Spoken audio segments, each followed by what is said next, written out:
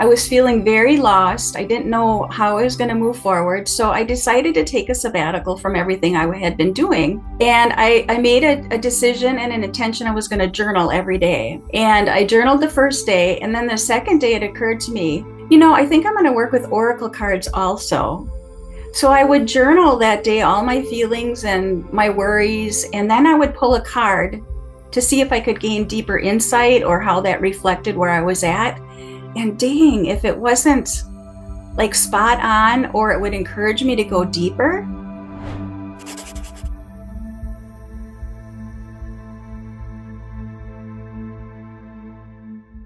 Hi, everybody. Thank you guys for joining us today. I am here with Barb Techel, and Barb is an amazing intuitive oracle card reader, but she doesn't only do readings for people, she also does readings for people's pets, which I think is extremely exciting because I don't know anybody that does that.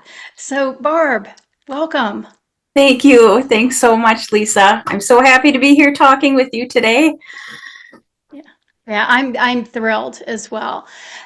So not only is Barb an oracle card reader, she's also a oracle card creator. She has created a beautiful deck of oracle cards with animals and their meanings. And she's also an artist, and she is a author of a number of books. So again, yay! So glad you're here. So Barb, tell us a little bit about your journey. I'm really curious to know how you got on this path of oracle cards and animals, but I know that you have more that you want to share with our listeners than besides just what I said. So can you give us a real good rundown of your history? Yeah, I'm trying to think of the Reader's Digest version. Because any of us who have walked this spiritual path know that there are many twists and turns, and there's lots of hesitancy and doubts and questions along the way. But really, it started in my late 30s. And I think for a lot of people, it happens, and you stop and you question, what is this life all about, right? I've had a love of animals since, I probably came out of the womb. But I didn't really recognize the power and the importance of their wisdom that they had to offer me. Really, it started to come into my awareness with my first dog that I brought home. And from there, as I was seeking, what is this life all about? What is my purpose? Why am I here? The animals, my dogs in particular at the beginning, were showing me the way. I was feeling very lost, feeling alone, not understood. I think a lot of us feel that way in the spiritual world, where we see the world through a different type of lens, and not everybody sees it that way. And for me, I was getting these teachings from my animals, and it sort of started out simple. My first dog, who would be diagnosed with terminal cancer, she I was just mesmerized by how she had this terminal illness, and she still was this joyful, happy dog. And there was a teaching there for me. And then I would have my second dog was a dachshund, and she would end up in a dog wheelchair. And the teaching I got from her, and this is all part of my spiritual path, was I wasn't a very confident person. I worried about what people thought about me. And here she ended up in this little dog wheelchair because she was paralyzed. And she would just strut her stuff. I took her to schools and libraries, and I really, I never thought I was going to be a public speaker. And so my confidence just grew watching this little 14-inch dog in a wheelchair. I thought, wow, if she can, she was happy being who she was no matter what. And then it was my last dog, Gidget, where it really big spiritual teaching, big healing moment for me. I don't even want to call it a moment, because it was a journey with her that I had her for 6 or 7 years. It was. But with her, her name was Gidget. The moment I got her, I just thought, there is something very wise about this dog. And I called her my Buddha dog, not really realizing what was transpiring here. Um, and it would start this. I mean, I had like a Kundalini awakening with this journey with her, and she would start having seizures. And working through all of this, I realized she was trying to shake loose a vision that I had carried with me consciously till I was 29 years old. And then it was subconsciously, I didn't know it was there. When I was 29, I began having this vision of being touched inappropriately as a child. And I had repressed that. And you know, when you repress things, it, you know, you'd have projections and these, you have patterns that you create. And as I worked through that, I eventually, it was something I'd never told a soul in my life. I eventually would share that with the two closest people in my life. And then I'd write a book about it.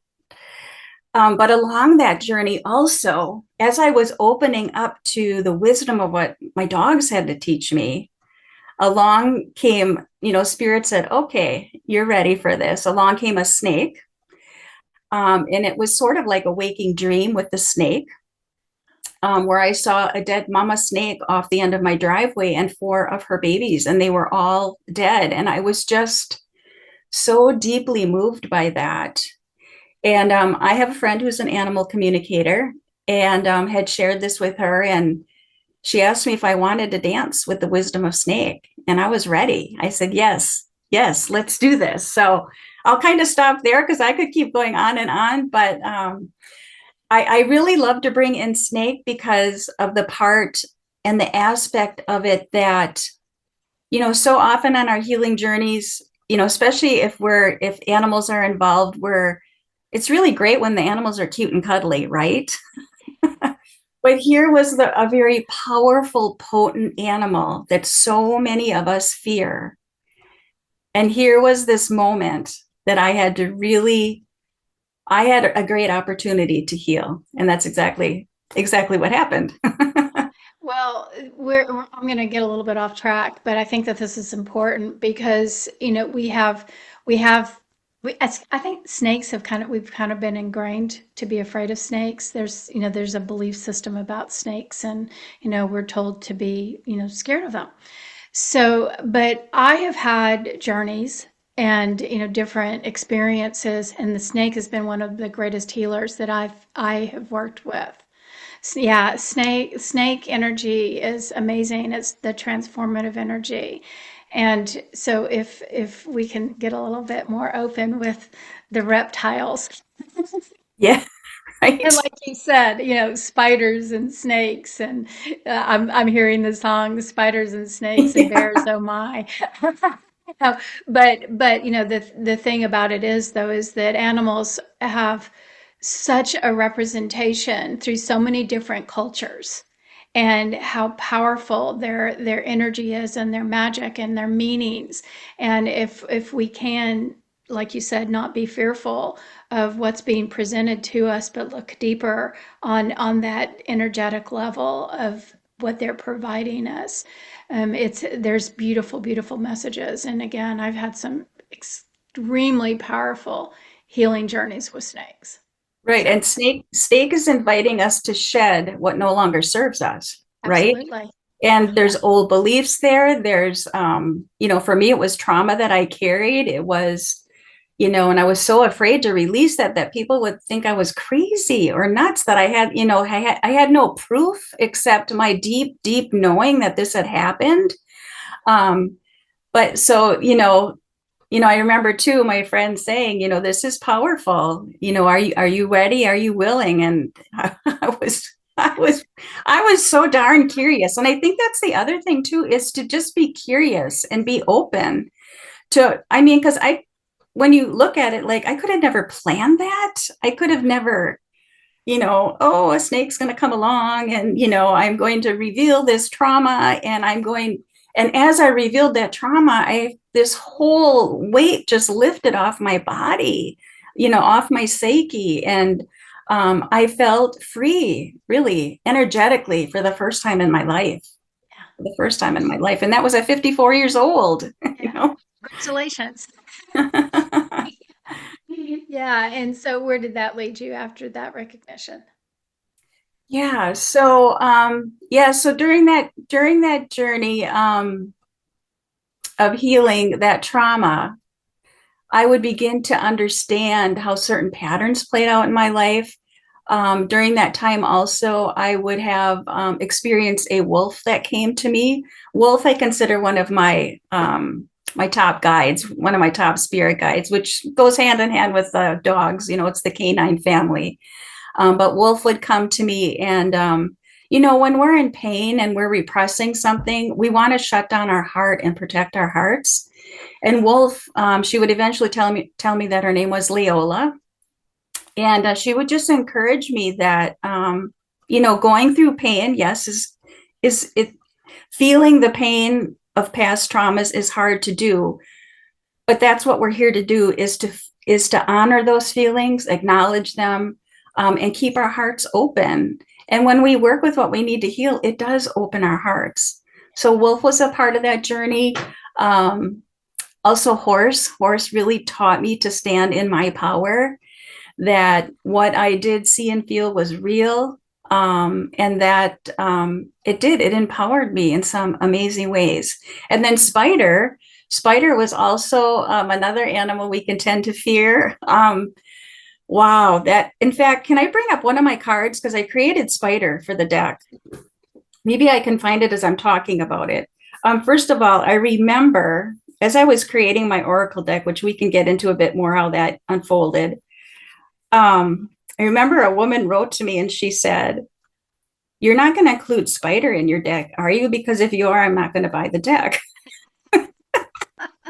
Now, years ago, before I had gained confidence in myself, I would have been like, "Oh no, I want her to buy the deck." I thought, no, I have to include Spider, and why can't I find it in the deck?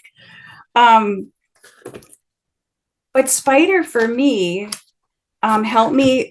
Here it is. This is such a fascinating story how this card came to be. So this is my Spider card. Uh-huh. And this is actually a Goliath spider. So how I created my deck is these are collaged with paper, and then I would find an image to represent, to go with the card, with the image as well. And when I came across Goliath spider, this spider was actually on top of a little bird.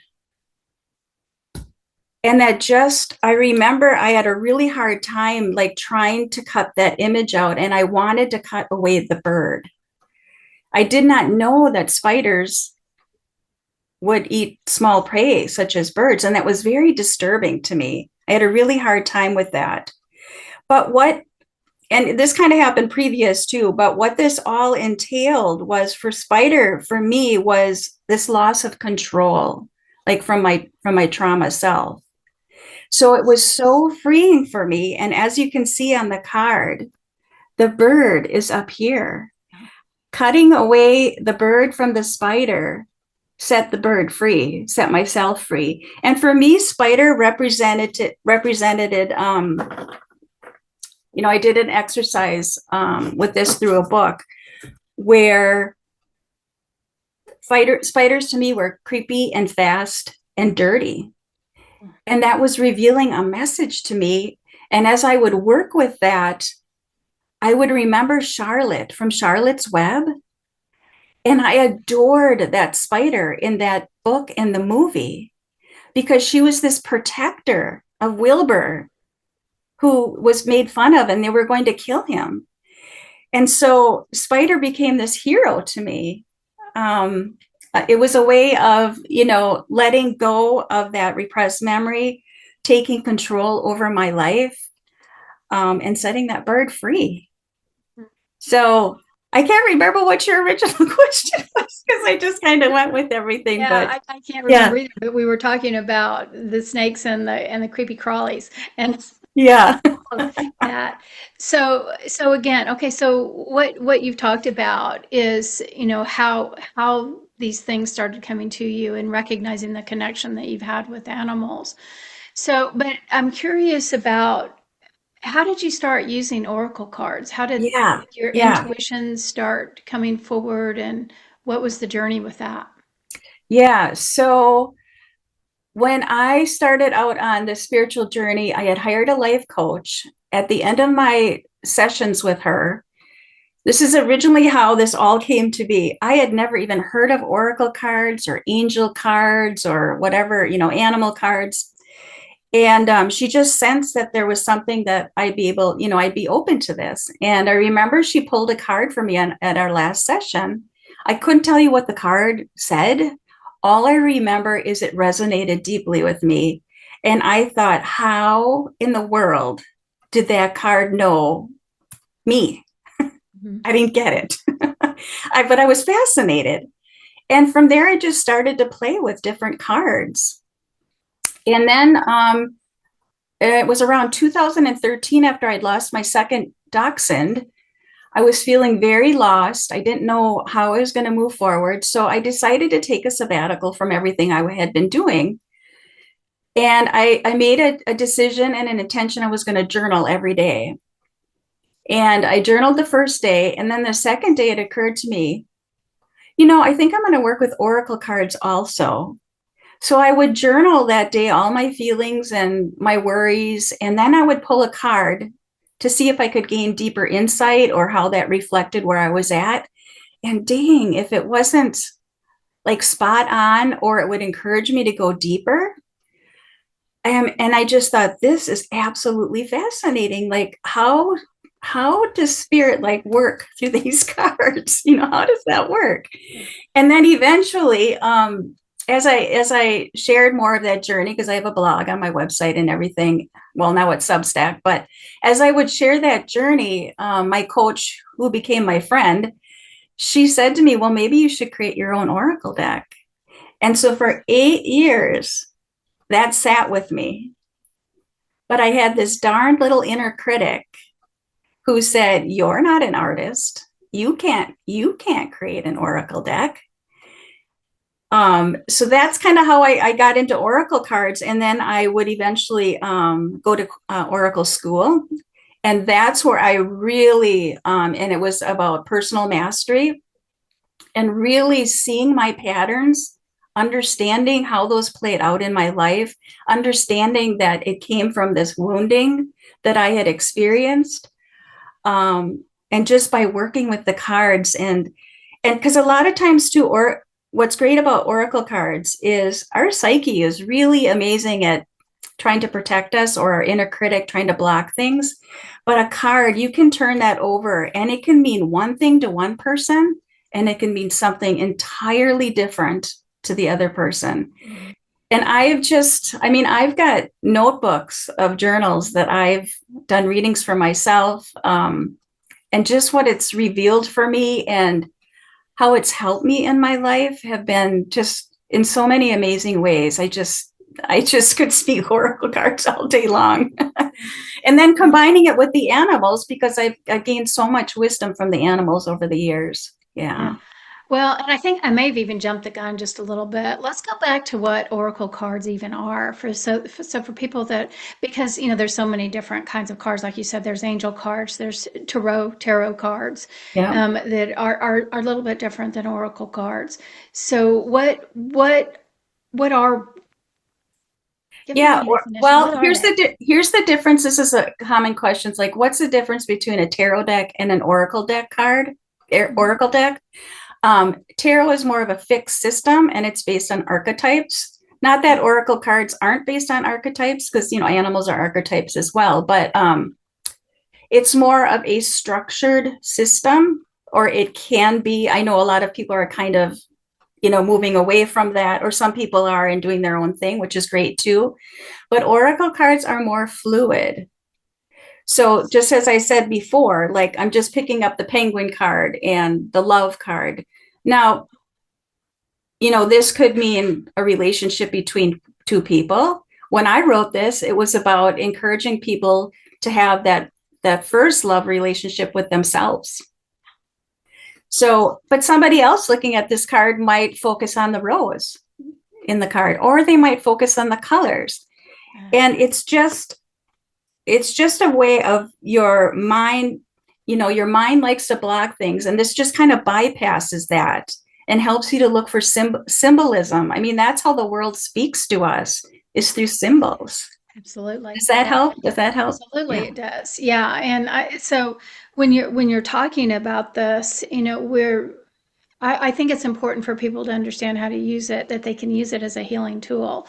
Because Yeah. just what you said, Yeah. is that when you're seeing the two penguins, even regardless of how we perceive it, what is so important to me and the message that I provide is self-love, is exactly what you just said. And that a lot of times we have a really hard time going inward, and like you said, how this whole thing started for you is removing that critic Yeah. and being able to figure out and recognize, oh, I have a critic. Oh, and I can let that go, and I can find the importance of my own self-love. So, but a lot of people that, like, I channel information, I mean, I got my little gig, and I channel the information from the Akashic records, and other people does, channel from galactic beings and different sources in the angel realm and all of the different sources. And people who feel like they can't do that, I wanted this to be an opportunity for people that may be feeling stuck and not being able to connect in the same way that I do or other people do, that they have an alternative. They have helpers. So Yeah. I love can you that. build on that? I love that. I love that what you said about the helpers. That's how I feel. For me, oracle cards are very tangible. Um, and I mean, it's hard to deny when something happens, when you look at this card and you get something totally that you wouldn't have thought of yourself, that something comes through in that. What else did I want to say when you were saying that? Oh, I lost my train of thought. Shoot. Say what you were saying again. The cards are a tool. They're helpers, Yeah. that we can connect to our spirit, our higher self, Yeah, I know what I was our going to say guides. now. Thank you.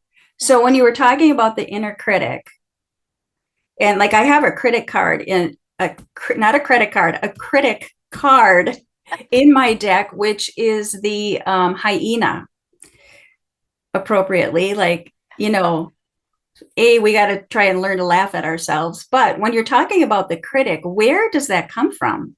So you pull the critic card, and you're thinking, well, why am I so hard on myself? Why do I think I'm not worthy? And then to go a layer deeper, which you could pull another card from, and I would encourage that. Um, a lot of times that stems back to childhood. Something someone said, and it could seem trivial today, but it stuck and it lodged there. Yeah. And then, I mean, when I was creating the deck too, for me, there's a lot of inner child work in here too. And there's so many aspects of the inner child. I mean, there is the wounded child, there is the happy child, there is the sad child, the lonely child, the shameful child. And cards can reveal all of that to you if as you pull cards, and it, of course, it does depend on the questions that you're asking as well. And it does bring up for me, I'm actually working on a beta program with another animal communicator. And we hope to bring this to the table soon for others to experience. But we've been working with this with animal communicators, with the cards, and they're working with their animals as well. Kind of, I mean, it's what I do. It's how I work with oracle cards with people and animals. Because this is healing not just for yourself, but for your animal friend as well. Mhm. What it can all reveal too. There's Yeah. layers. There's just layers to this. Well, how do you use it for the pets as well? How does Yeah. this? Yeah. So explain Yeah. explain the process and the meaning There's behind many. it. Yeah. There's different ways. There's a couple different people doing this now that I've seen. The way that I do it is it's really important for me that I think this is an old way of looking at things is, and I just had a client yesterday. We just had this most amazing conversation between her and her pet. we've come from this culture where like the human is supposed to dominate the pet. You you know, this obedience thing has to change how we look at that. So as I began to work with oracle cards and I saw how much it was helping me, I thought, oh, I wonder if this could help people and their animal friends too. And for me, in my experience, especially with my last dog, Gidget, um, you know, this is a relationship. It's no different than having a relationship with a human and having you want both people, the person and the animal want to feel at peace and harmony within the home, right? But we're still in this old mindset, though it is shifting, that we have to be in control and the dog has no, or the animal has no control. And so when I do a reading, I'm really looking at the relationship together, what you both bring to the table, what you both need to work on, because this is mutual. It goes together. And a lot of times, you know, the animal can't verbally speak to you. So it's a behavioral issue that's playing out. And again, that could come from past experience with a dog as well. So that is so important to me, to begin that conversation as a relationship, not one being dominant over the other. And then just really looking at where each of them is energetically and what needs to shift on both their parts. On Yeah. both their Well, parts. so how do you use the cards? So when you're okay, so if I was having a session with you, Yep. and I mean, what kind of questions would I even ask? Where Yep. would I it, would how would start, this I would begin? start by, I would start by with you. I would start with you and I would say, okay, we're going to look at where you energetically are right now. And I would pull a card. And from there, I would share my intuitive insight that I'm getting in relation to the situation where we're looking at. And then I would also ask for your feedback about what resonates, what stands out to you about the card. You know, what are you sensing in this and how that relates to the situation? Okay. So then how is the animal tied into this? Same thing. I'm going to ask where the animal is energetically at the moment and pull a card. And and then the key part of the reading I feel is the most potent is looking at the relationship together. And that card more often than not reveals, and I just had this yesterday, it was so profound. Um, it's like a mirroring effect of what you two have come together to heal. And just yesterday I had that, and it was I worked with a different deck plus my deck, and the two cards that came up was orphaned, and then from my deck was horse and empowerment. And it was playing out in the relationship that there was some isolation going on there, and there was too much reliance on each other. And does that make sense? Yeah. Yeah. And so Yeah. it was empowering both of them to have choices. Yeah. Yeah. So Yeah. how did this even come about? How did you come up with this brilliant idea of doing Well, this like I together? said before, after I had gone through 2 years of studying and doing my own personal mastery work, um, gosh, I mean, I just thought, I wonder if can you do this with people and animals together? And so Mhm. I just started doing some research. I started looking at different oracle card spreads that were out there. And then I just decided, you know, I put the questions together that I felt would be most helpful. It's not that I always strictly stick to those questions either. We will deviate off of there to get, deeper layers. Um, but I don't know. And then I just started asking people if they wanted to give it a try and just let's see what happens. And people were amazed, like how, like me at the very beginning, how does that card know me? You know? Yeah. Yeah. Yeah. Well, it's so amazing how these cards work and how they can be so in alignment, to who we are. It's And amazing. it's all, here's the thing I think is important to remember too. It's all energy. That's it. I'm not, right? You're not doing it. I'm not doing it. We're connected to source. All that is. and we're bringing that down, into our centered selves in order to be the best we can be for other people. And then, that just takes over. I'm not doing it. I'm not doing it. I mean, I just find so much joy and so much reward when you see somebody light up on the other end and feel like, oh my goodness, there's hope here. We can have a more peaceful, harmonious relationship. There's a way forward. Um, yeah, it's not me. I mean, yeah, we have to do. I think it's really important as somebody who does the spiritual work and is in service to others. It's really important to do your own healing work and continue to, which I do. I definitely walk my talk. It's not always easy, but yeah, that's Well, let's go into that a little bit because again, I think it's important for us to know again, in this whole growth thing, everything that we're going through right now, this whole ascension process, this thing that, we're becoming more one and recognizing the oneness of who we are and the connectedness to all things. And we're having to do this by letting go of these old belief systems. And, again, like your childhood trauma and being able to let that go and look at it maybe from a little different perspective and see things in a different way. So, what was your experience when you started doing this work? How did you recognize that you needed to let go of certain belief systems or certain traumas? How did all that evolve? yeah, that's a great question. For me, this is always sometimes hard for me to share because there's still a little bit of shame around that. Mm. Um, I have loved animals so very deeply my whole life. I mean, they are my heart, they are my healers, they have been my guides. And my last dog, Gidget, she had a lot of health issues. And she also was, I called her a Velcro dog. And for some reason, it like pushed my buttons. It really pushed my buttons.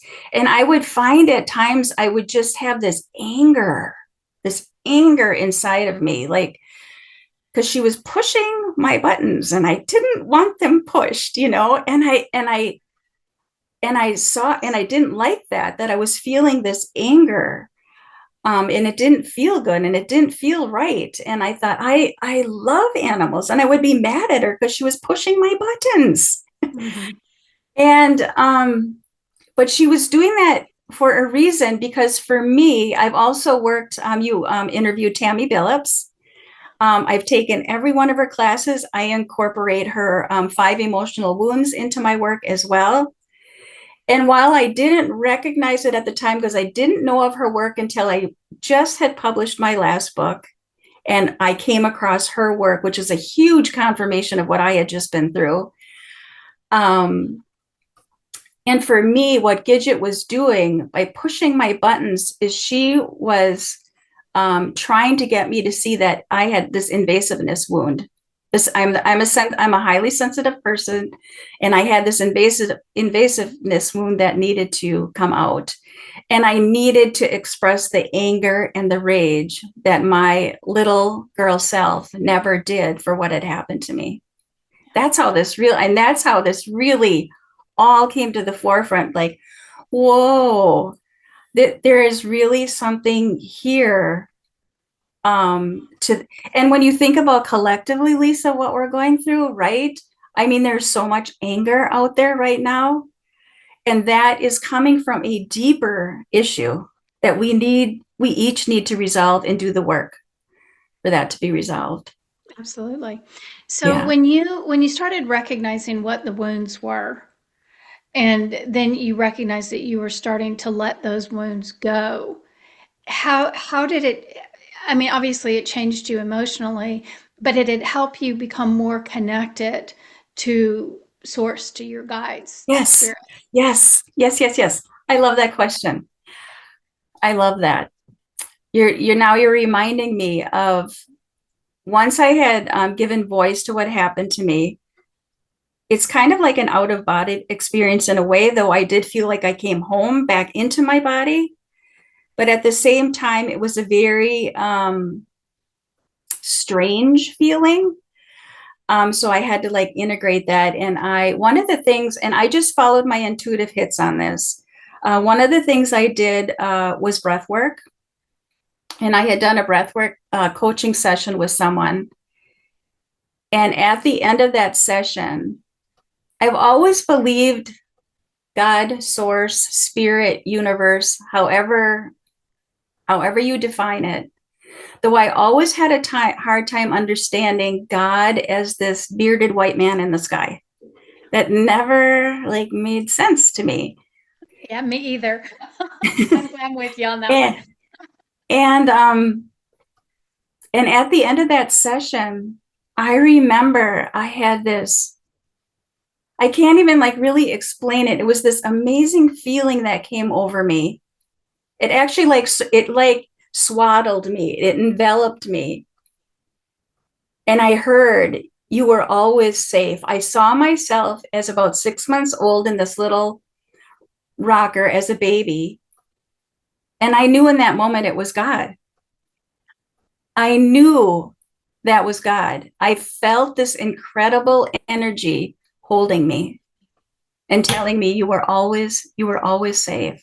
And since from then on, I know that there is something bigger than me at work here that is guiding us if we just allow ourselves to let go and surrender. Now, I'm not always good at that. I'm still a work in progress, as we all are, right?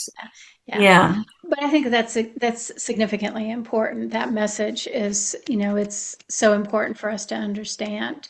And, and being able to understand that no matter how bad the exterior looks or how bad, our experiences are, what we feel, because we're the ones that determine good and bad. And if it's uncomfortable, we have a tendency to label it as bad.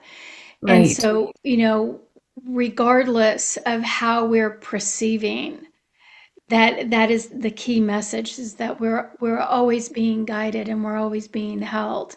And I think that, your cards and these oracle cards with these specific messages are a way of being held and Mhm. being able to trust that if I can pull a card in and it's an exact alignment to what's happening with me, where is my energetic frequency? Who's receiving my frequency? And how is that going into a deck of cards?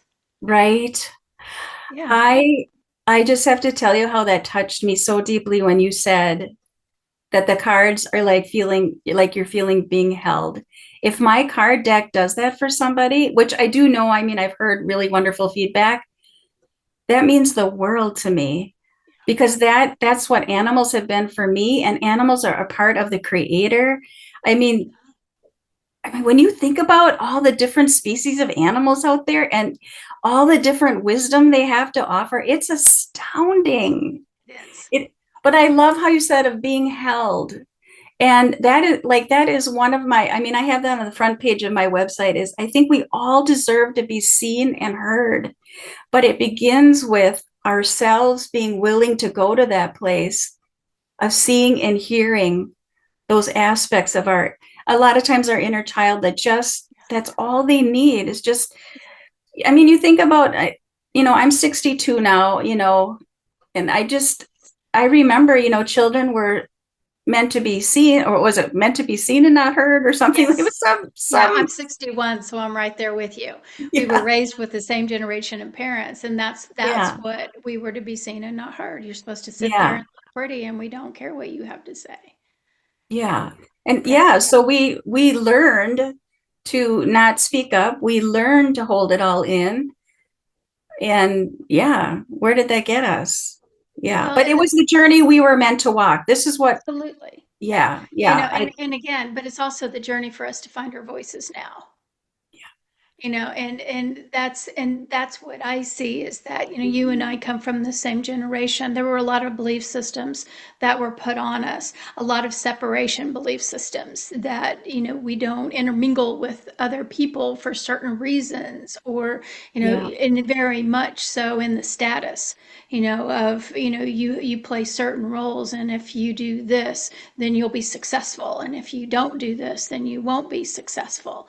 And the way that I see it is that people like us, we come into this world in the 60s, and we come in as these beautiful little angel beings, as these beautiful little lights that don't know anything as humans. And we all we know is love. Yeah. And we come into this earth, and all we know is love, and it gradually gets hidden. It gradually gets layers built and built and built and built and put on it. The do's and the don'ts and the fear. If I do that, then I'm going to get hurt. So I got to build all of these different layers. And we go through this phase of getting thicker and thicker and thicker and thicker. And that little heart, that little love energy, it gets dimmer and dimmer because there's so many layers that are put on it. But then we get to this point, and this is what I see. We get to this certain age to where we recognize, okay, I've done the rat race, I've raised the kids, I've been in that fight or flight forever. And wait a second. I'm at this time in my life now where, maybe I don't have all the responsibilities of raising kids and taking them to the ball games and doing all the stuff that I have to go, go, go, go, go. How am I going to live the rest of my life? And at what point am I going to get happy? Yeah. And so, as me at 61, you at 62, we got a lot of layers to unravel, Right. through all of this time and all of these experiences that we go through. And I think that what my point is in saying all this is that when we get to this point of what's life really all about, I feel like now that I'm stopped running, I don't know what to do with myself, and I'm not happy. So, what are the tools that I can use to start peeling those layers off to get down to that heart again and find my happy? And I think what I'm hearing you say is that these are tools, the cards that Yes. you've created, the animals, the connection, the understanding of what we're capable of, and being able to be connected will help shed these layers, that thickness off, to where we can get down and we can feel our heart again and feel that happy again. Right. You said that so, so very beautifully. And it's a process. Yes, it It is. takes patience. It takes self-compassion. It takes holding ourselves, and being in connection, community with others that are doing the same work. And I believe at my core, the animals are here helping guide us back to that space of love. I just have no doubt in my mind because that has been my journey. Um, and I just think you said that's so absolutely beautiful. But there are layers, and so just to be gentle with yourself. When I do just like card readings for just people, without an animal too, that's what it's about. Just Mhm. taking it one step at a time and just looking at each layer. And then you have to integrate that as well. It's so important. You just can't. And I thought it was so interesting how you said, we're running our whole life. Well, what are we running from? Yeah. Why have we done? That's because we got caught up in that. Oh, this is what success looks like. This is, I got to get the house, I got to get the kids, I got to do all this. That doesn't necessarily mean success. Yeah, but what are we Yeah. running from? What are we Yeah. running from? Yeah. Yeah. Yeah. And again, keeping up with the Joneses, that good old saying, got to keep up with the Joneses, and we're Yeah. so ingrained That's in exhausting. it is exhausting. It No, thank you. is. I no longer want that. No, no, Yeah. no, no. Yeah, yeah. And again, it's that point of really, having to sit back and evaluate and look at ourselves and really recognize these patterns that we've been living in that has really kind of left us empty. Yeah. Right? And, going back to the animals, I am extremely, as you can see, I've got a number of animals around me. I And, love it. well, I'm very much connected to earth stuff and animals and that and all of what we're talking about right now. And it's so funny because my guides talk about, when people have blockages, I can't connect. I can't connect. And it's like because our guides talk to us all the time. All the time. And we think that there's only one way to receive or to connect to our guides, and we forget that our animal guides are around us all the time. And it's always so interesting to me about hawks. I live in Oklahoma, and there's red-tailed hawks. We have lots of red-tailed hawks, and how they have a tendency to fly over when you need to get distracted from the mind. So, for example, like if I'm driving down the road and I got to get to where I'm going, I got to get to going, I'm running late, I got to meet somebody and I got to have this all ready. And then all of a sudden, a hawk will fly overhead and it takes my mind from this place of chaos to wait just a minute. Oh, look how he's flying on the wind. Look at Yes. how he's gliding. It's the simplicity and the beauty of just being. And then it's that quick that it can shut your mind off. It can shift and it can change us. And we don't recognize how all of our angels and all of our I'm hearing the word bean guides, like the beans guides also connect with our animals, with the animals to help cross our path exactly when we need to have the message. And if we could really start paying attention to the grasshopper or to the dragonfly or to the butterfly or to the cardinal or whatever it may be, they're surrounding us always, but we are so focused on there's only one way to connect to our guides, and they're not speaking to me. I can't hear it. And if we could just become more aware, of how our animals are being used to help and to assist us, it's simply just paying attention. I love, I mean, I don't think I could smile any bigger with what you just all said, because you're like speaking right to what I know, I have experienced, I have felt.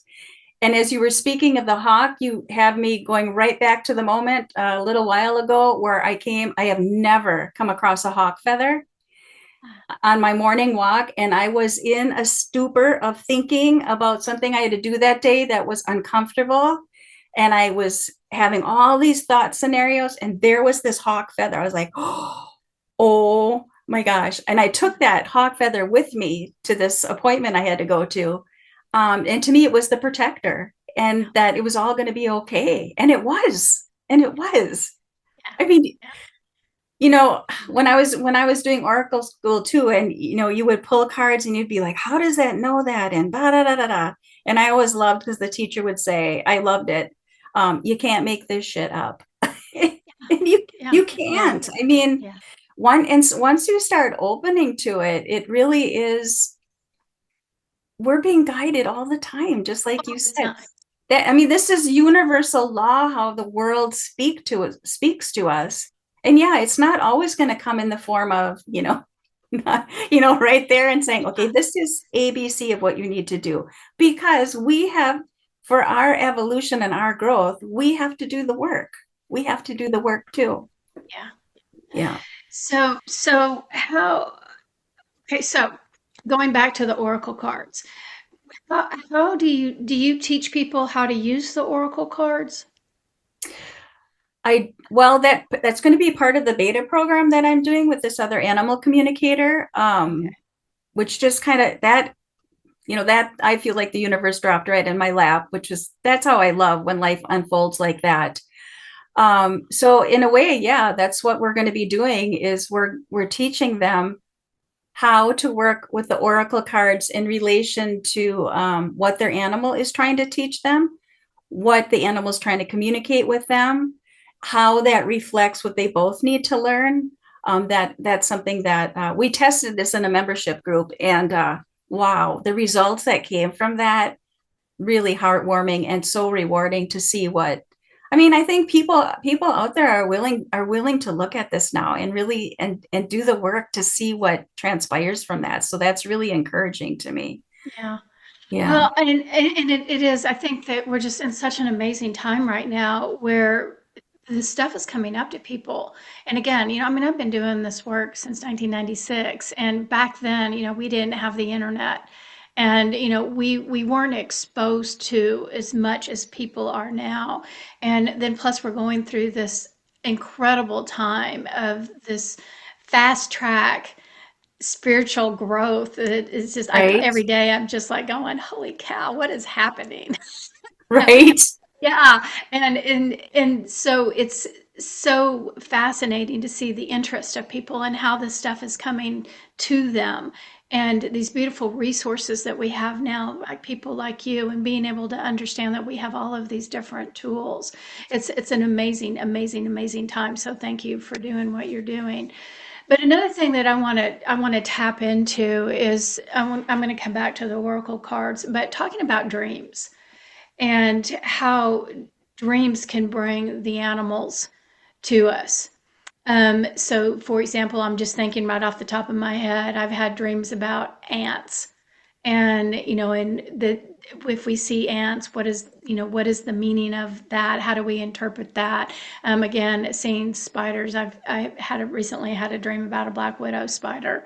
Obviously snakes, rabbits, raccoons.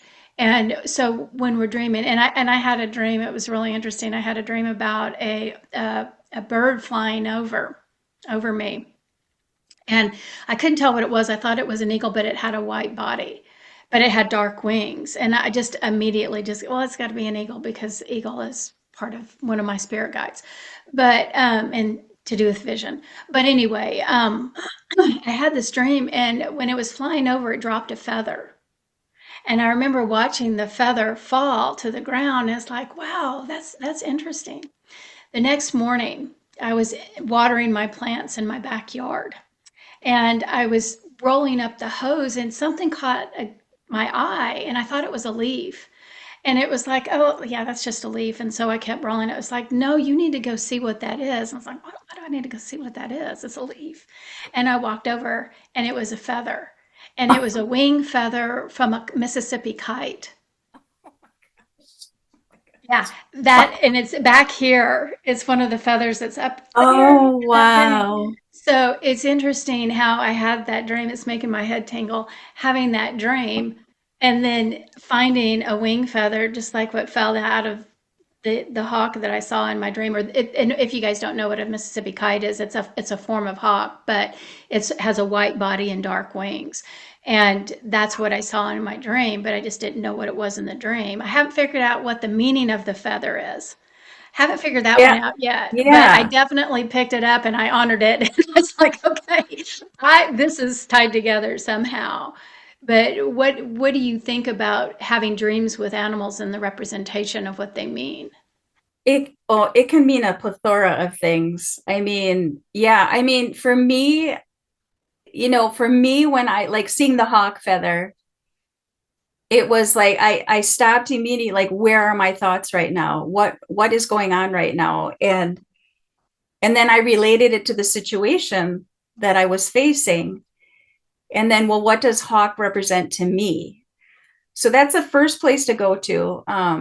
That's one of my friend taught me. I remember at the beginning when she said that to me, it frustrated me so much because I would automatically go to the book, to like Ted Andrews' book or other books out there.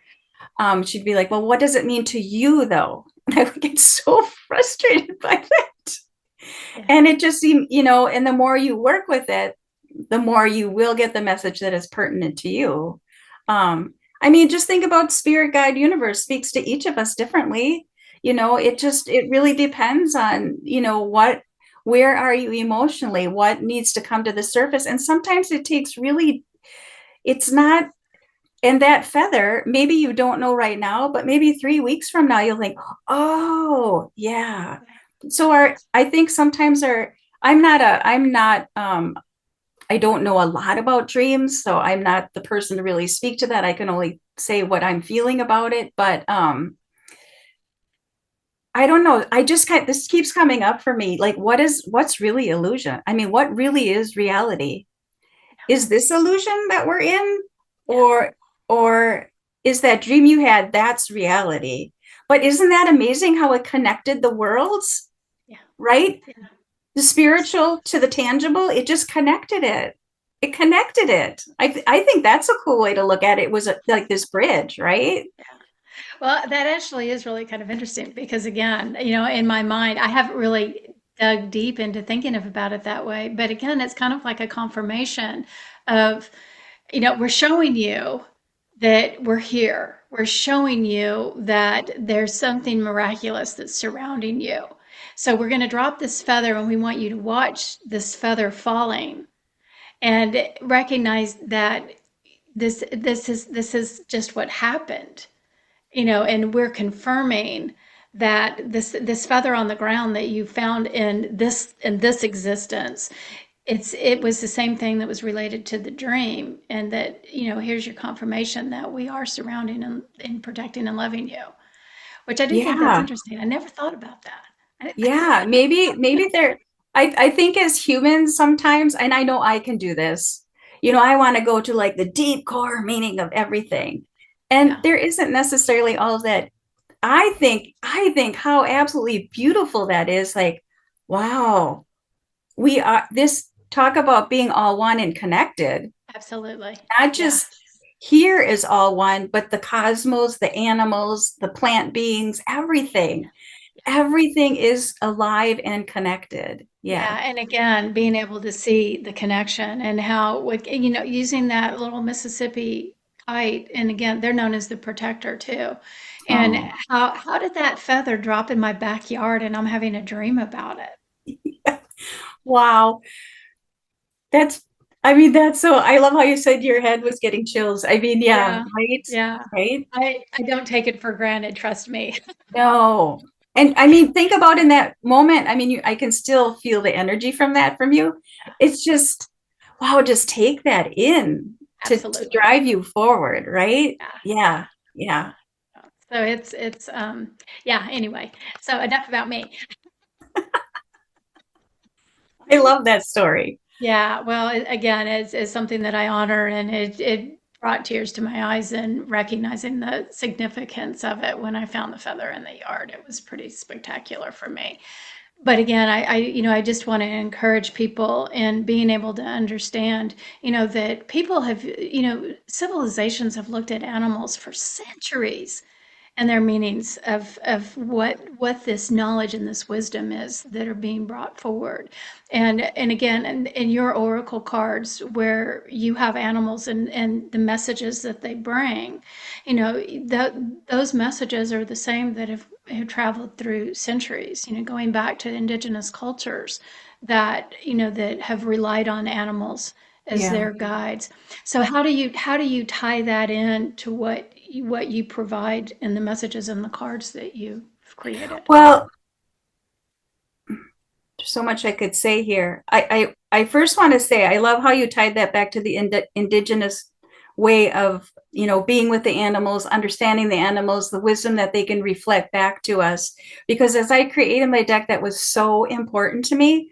So when I was looking for images, which I had to look for, of course, in the public domain as well, I wanted them, I wanted them to have that feel and that energy of some of the older depictions of animals. They're not all that way because I couldn't find all of them.